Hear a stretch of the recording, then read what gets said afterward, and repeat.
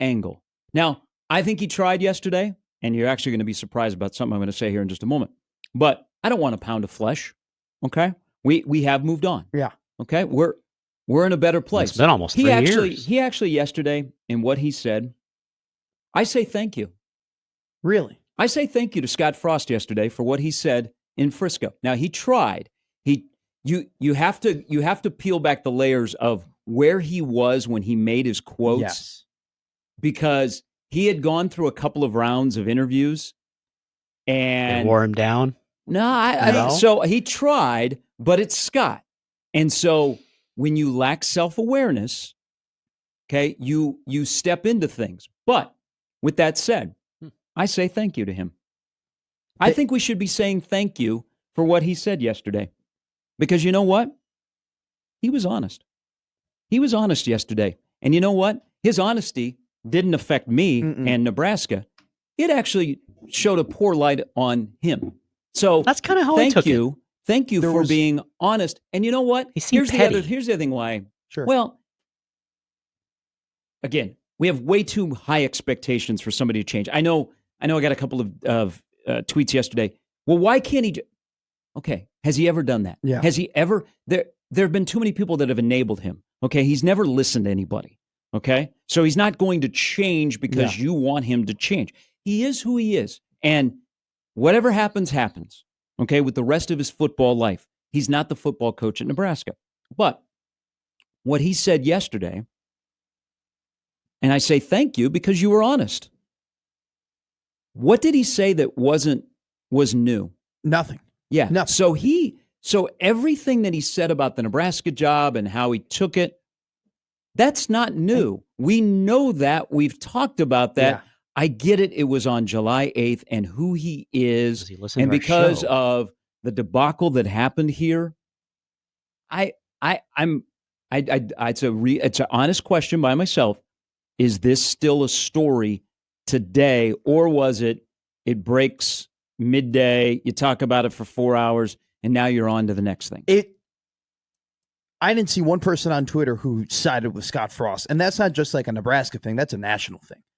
I don't know how you can sit there and listen to a coach who went 16-31 and is unable to find any sort of lesson or any sort of like self-reflection in terms of what happened. What were you expecting? See, I think that's why I keep saying we have high expectations for somebody that never will reach that when it comes to the way you deliver a message. My expectations is stop taking shots at the place that you left and stop. And my expectation is kind of what move on. Yes, that's exactly what my expectation is. They moved on. You don't moved have on. To talk about you have a good anymore. place. You have your job. You're in a place. I watched his entire press conference.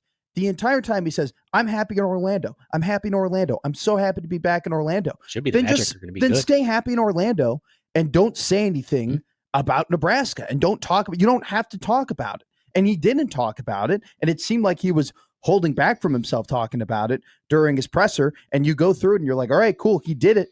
And then you go and you read the comments that, he made on Twitter or that somebody tweeted out on Twitter. You're like, all right, I guess he didn't change. But I'm not expecting him to say, oh, I love Nebraska and I love what Matt Rhule is doing. And I think they're going to be great. I just expect him to continue and practice what he preaches is that he loves Orlando and that he's excited for UCF. He doesn't have to talk about Nebraska. Yeah, I think he told the truth yesterday. I think he told the truth about the job here. I think he told the truth about why he failed here.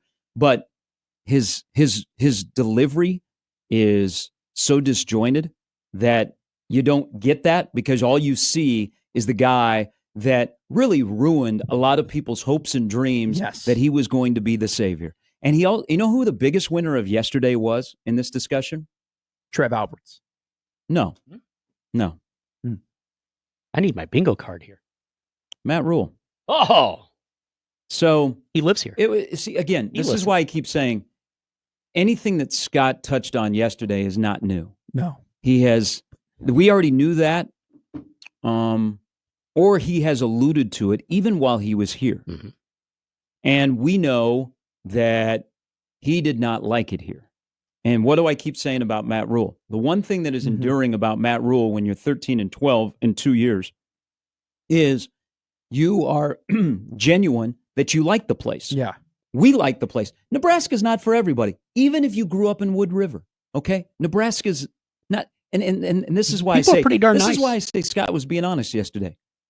Scott's ceiling of success is a high-level offensive coordinator, which you've been consistent in saying. He's good at it. He was perfect at Central Florida with a great quarterback in Mackenzie Milton. Yeah, that's his ceiling. The job was too big for him for what he has in the toolbox. He kind of told you that yesterday, but again, the delivery of the message is a little bit off. But we know that he didn't like it here. And Matt Rhule loves it here. Yeah. Matt Rhule embraces being the football coach at Nebraska, everything that is good that goes with it. You think he's from Nebraska. And there are so many people, and this is where Scott surrounded himself with the wrong people. Too many enablers, too many people that saved his job when Trev walked in and wanted to get rid of him right away. There were so many people, and there are still so many people today that want to help the football coach at the University of Nebraska be successful. And if you give them a stiff arm, you're going to be shown the door. I'll give credit to Rhule. Rhule has embraced that people want to help him, and he's letting the right people help him be successful. And so when any of this discussion comes up starting yesterday, I would say, Matt Rhule looks like the winner here. You know why? Because Matt Rhule enjoys being here. And there's another thing that Rhule does on a daily basis that makes Scott look really, really bad. What is that? He works hard. Yeah. He likes to work. He likes to put the time in. He really likes the job. And Matt Rhule didn't walk in the door thinking this is going to be easy breezy and look at all this. He embraced that. All right. You can have all of the nice toys, but unless you work with them and make them work, nothing's going to happen. They just don't go on themselves. So yesterday, as I'm processing this and talking to a couple people, I was like, Matt Rhule is a big winner here. I mean, he is the anti Scott Frost, and interesting. I think both of them would consider themselves good colleagues with each other. I just acquaintances. It's baffling to me that it's not baffling to me that it's not baffling to me that he refuses to take responsibility. What is more baffling to me than anything is that Scott Frost is a guy that knows probably better than anyone how people react to when you say negative things about Nebraska. And he has now twice in the last couple of months has brought up the name of Nebraska in not a positive way. And no one's asking him to bring up Nebraska in a positive way. But he's decided to talk about Nebraska, and he full well knows what the discourse is going to be afterwards. He knows what the conversations are going to be afterwards. He knows that people are going to be very upset about those things. I'm going to disagree with you. It does. Okay. I don't think he does. That's incredible. That would be you have to understand. To me you have to, if you did not know. You have to understand. This is someone that has no self-awareness. That is, I just because they always think this. I mean, you also here. This is they why used to tell me that in college. That's not good. You have to understand the background to understand the why right now. Sure. This is a guy that is still, and even when he was here for 5 years, is still really, really petty about how he was covered when he was playing here. He is. That's incredible. He's still, still to this day, thought he was painted in the wrong light in the whole Lawrence Phillips situation. And then he will never get over this, is that he was booed in his own stadium in a national championship year. So you think about those things. Even to win a championship later in that same year, he has those two things he has always held. Okay, he's always thought that people were out to get him. Instead of letting people help him, I'm going to be against people. Hell, when his house unfortunately got broken into and a local TV station in Lincoln was inside of the gated community and did a live or a report that showed his house in the background, there were people around him that said, you ought to go after him. I mean, they have invaded your privacy. So you just put that on the list. So I think to understand where we are, you have to understand the back, and then it all makes sense. But at the end of the day, the guy that is in Lincoln, that currently is the head coach, he likes being there. So much different than the guy that used to be here, and that's perfectly fine. And we don't know if it'll work out or not, But giving himself a good chance. That guy works hard, likes to be here, doesn't take anything for granted, all right, and embraces being the head football coach at Nebraska. Now, also doesn't have a past history. Yeah. Okay. Well, but there's also the part Scott would have never been hired here if he didn't have a connection to Nebraska. Right. Okay. That's Not even sure. It's from 17 to 18. That wouldn't have happened. It just to be from here and to have played here and to yet be so disconnected in terms of like how to just act and how to take responsibility and how to take the next step when it comes to interacting with this university. It's still wild to me too. Oh, it is. When you think about it on the outside, he gets the UCF job, and there are still Nebraska fans who suffered through the first, like his 5 years, 5 of the worst years of the program of Nebraska football, and yet they were still willing to root for him. They were still willing to like give him a chance. Because they're nice people. Yes, they were still willing to like watch family. him from afar and be like, you know what? Hey, bygones, whatever. You know, he's there. We're here. We're happy. We're happy. He's happy. That's what some of the conversation was when he got this job, and yet he still looks back at Nebraska and still says the things that he says. But at this point, we are so far gone where I'm like, the story is that you know what? We're done. We're done. Nebraska's done. Nebraska's done with Scott Frost. Hands up. You're the ex that we don't care about anymore. You could say what you want. I mean, it's 16 and 31. That's what happened at Nebraska.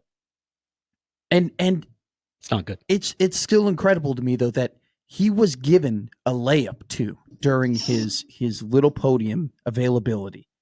And I know you talk about the whole expectations. What should we expect from him? But at the same time, it's just you could just be a basic human and just be like, you know what? Those 5 years didn't go the way that I wanted them to go. I learned a lot. I've reflected. Never happened. This is it's wild to me, and the fact that nobody can get in his ear either. And say that, hey, just show some grace. I know. I know. Too many yes men. All right. You have to understand if you've been around him.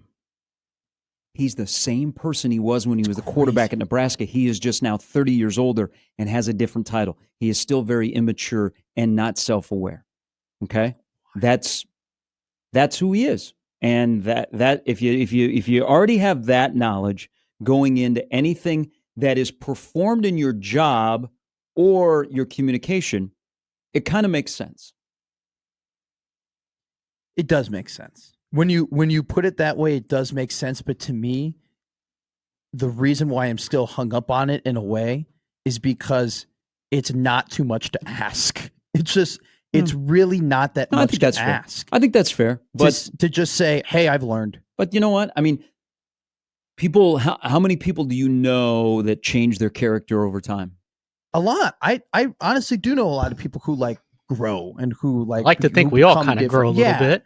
Like that is to me is pretty damning. That's debatable with me, but the fact that you can be the same way you are when you are in your mid 40s and 50s is how you were in your 20s. To me, that's hard to do. That's very hard to do. I feel like it's very hard to go through. We're talking about a guy that has accomplished it. Well, painful too. I can't drink like I used to.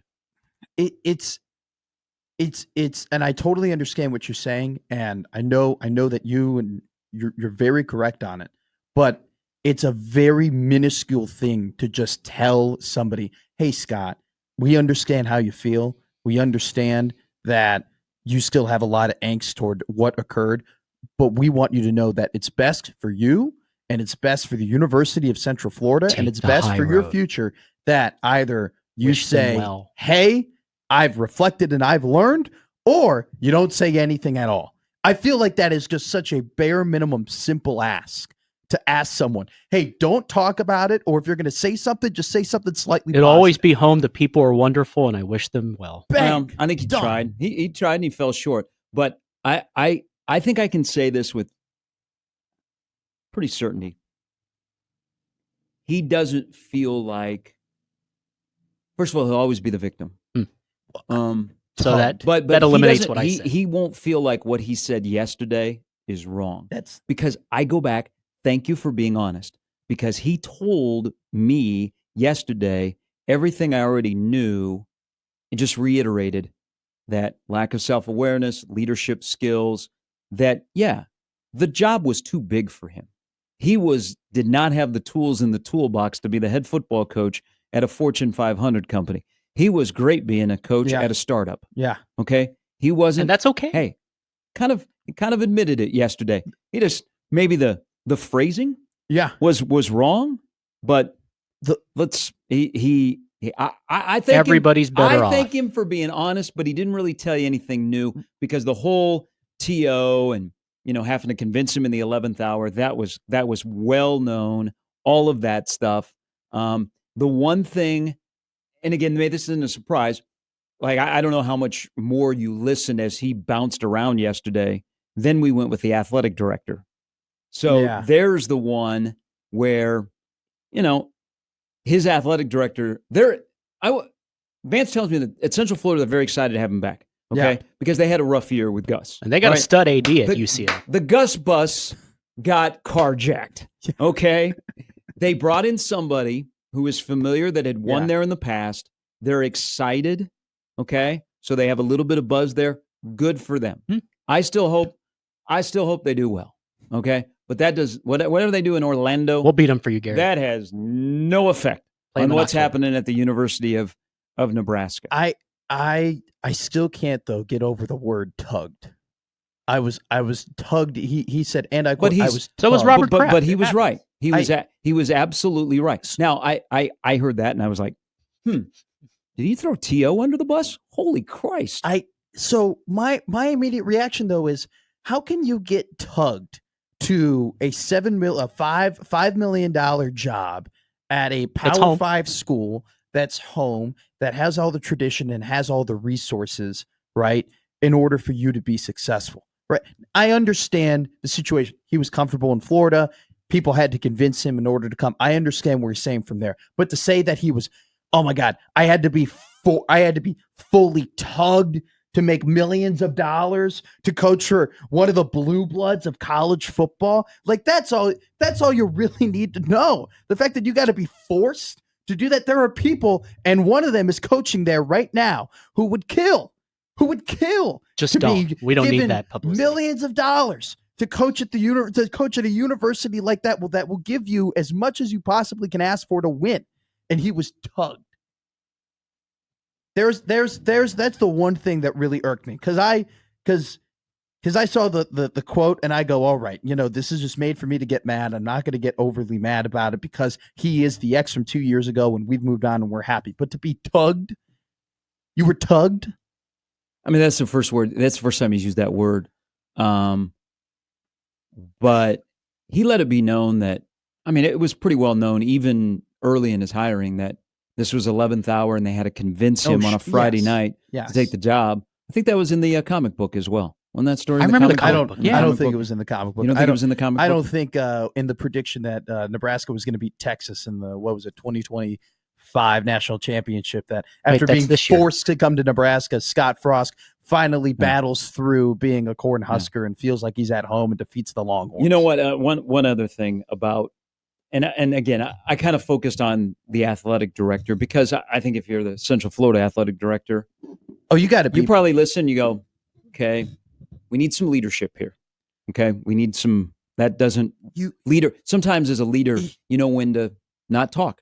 But Scott is very fortunate in this. He worked for two people. One guy had to hire him. The other guy wanted to fire him. Mm-hmm. Wanted to fire him after his first go around with him. And a Board of Regents member saved Scott's job. He is very lucky that both of those gentlemen are super classy. Yeah. And wouldn't go there. And won't go there. Mm-hmm. Because you know that there probably won't be any juicy details of the Moose Frost relationship. But I can tell you, if Trev sat down and Trev was like retired and Trev said, I'm just going to let it rip, I mean, would Scott be uncomfortable? Yeah. But also, too, what is incredible is that, so I saw the comments and I immediately jumped to YouTube and I watched his press conference, because I didn't realize this was just a quote. I thought he said it at his presser. So I watched the whole presser. he takes a shot at both of those guys very subliminally during his presser where he goes, one of the questions, what are some of the things you learned? He goes, well, you can't do it alone, insinuating that both those guys had left him in the dust or didn't want to help him or weren't giving him a helping hand, where you just go, well, you definitely can't do it alone. Like it's just I know that was new to the audience, probably in Frisco. Oh, sure. That is not new news here. But I totally, what you're saying is picture perfect in terms of like he hasn't changed, and a lot of people who have been around him haven't changed. But the fact that you can go through those experiences and not admit one thing, or not even just lie, or just not even just pretend. You can pretend. You don't have to be telling the truth here. You don't have to be, bleeding scarlet red. You just have to say, you know what? Yeah, my experiences at Nebraska, they've really shaped who I am over the last couple of years. And I think I'm going to take some of those things and, attack being at UCF. And I'm so happy and so lucky to be at a Power 5 conference. Even if it's through your teeth, it's good for you and it's good for the team that you coach. But that would he admitted failure without admitting it, if that makes sense. And that's one thing that Scott would never admit. Playing career, coaching career is admitting failure, and that would do it. But I'm with you. I just think the expectations for a nearly 50-year-old guy, we need to treat him like the 21-year-old that was playing quarterback at Nebraska and was in town for 3 years. What's incredible though is the whole you talk about admitting failure. He doesn't have to admit it though, because we saw it. We see it. We saw 16 and 31. We saw 5 and 22 in one score games, right? If Scott says, "Oh, I failed," no one's going to be like, "Really? You did?" Like, "Oh, no, we saw it." Play the breaking news sound. Yeah. We've lived it. It's honestly advantageous only to you. And it's over. Only to you. He made himself look worse yesterday. This was not a thing about Nebraska. That's how I see it. I mean, people know that Nebraska's a difficult job. Oh, yeah. I mean, Nebraska has been wandering in the Sahara. But the discussion yesterday, because I know immediately people are like, whoa, Nebraska fans, what are they going to do? And some of this stuff was new to the national. Sure. But all of us, we've been talking about it for a couple of years. And probably, maybe we should just zip it up and move on. But sometimes you get reminded yesterday of you got to learn from the past so you don't make the same mistakes. Is that how it goes? That's what they told me. I'm still trying to learn it. But Chris writes into Twitter at GarySharp1620. So with that, are you not expecting anything juicy in the Bill Moose book? I don't think so. Because isn't it? It's more about his experiences. It's more about his life. And when the hell is that coming out? I thought that was a June release. I think we can ask Sipple tomorrow because I'm pretty sure he would be aware of it. Did but he I thought it was which June, year? July. Sipple wrote the foreword, right? I think he did, or I think he admitted on the show, if I'm not mistaken, that he. I don't know. I don't know when Moose's non-disclosure agreement expires. Oh. Really? He had to sign an NDA when he he left? When their agreement for him to part ways with Nebraska, he had to sign an NDA. I think with Moose and when it comes to Scott Frost, I do think just from a human perspective, there might be a little bit of pulling back in terms of the things he might say about him because he is the one who hired him, right? And the hiring of Scott Frost, definitely a negative. I mean, T.O. and Davison hired him. Yes. Bill Moose just happened to be the athletic director. Yeah. But he was. Which I don't blame Moose for. I mean, that was it made all the sense in the world back in 18. Well, so they released the top 25 worst hires for CBS did in this century. And Scott Frost did not make the top 25. And people were wondering, well, why wasn't that the case? One of the criteria was, did it make sense at the time? It made all the sense. Yeah. It made literally, you couldn't really write it just from an outside perspective, not knowing Scott Frost, not knowing the intricacies, just looking on the outside nationally. It could not make more sense. Scott Frost wins a national championship for Nebraska. He becomes a highly heralded coach in college football. Nebraska is wandering in the wilderness. This guy who's beloved so much by his people, who has proven that he could do less with more, is going to come to a university that loves him and give him more, and he will do more. Yep. You could not write it any better. And yet He failed. And I think that says all you needed to know 2 years ago when he got fired, 3 years ago when he got fired. And he just proved to you, though, more so than anything yesterday when he said what he said.